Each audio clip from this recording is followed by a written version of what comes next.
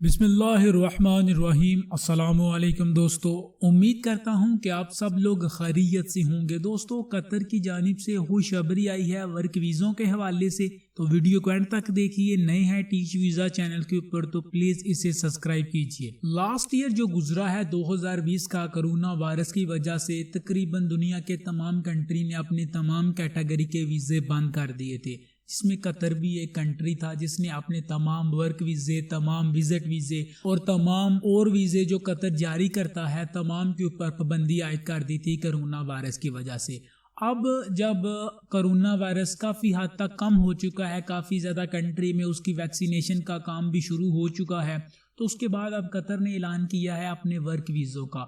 आपको मालूम है कि 2023 का जो वर्ल्ड कप है फुटबॉल का, वो कतर में है, जिसकी वजह से कतर में वर्कर की अशद ज़रूरत है।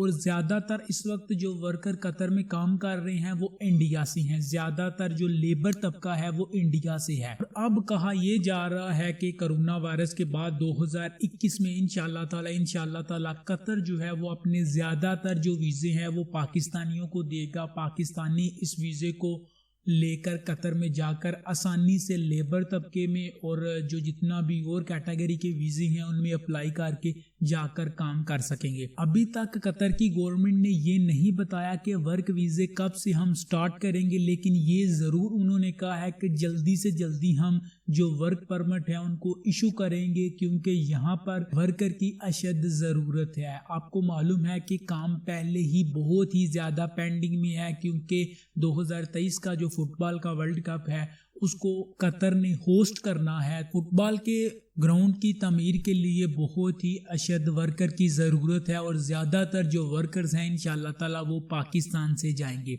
जब भी इसके रिलेटेड कोई भी लेटेस्ट न्यूज़ आएगी इंशाल्लाह ताला कतर के वर्क परमिट के रिलेटेड, वर्क वीज़े के रिलेटेड, तो इस चैनल के ऊपर हम अपलोड कर देंगे। आपसे रिक्वेस्ट है कि इसे सब्सक्राइब कीजिए। अगर वीडियो पसंद आए तो इसे शेयर कीजिए। मिलते हैं आपसे नेक्स्ट वीडियो में, तब तक के लिए अल्लाह हाफिज़।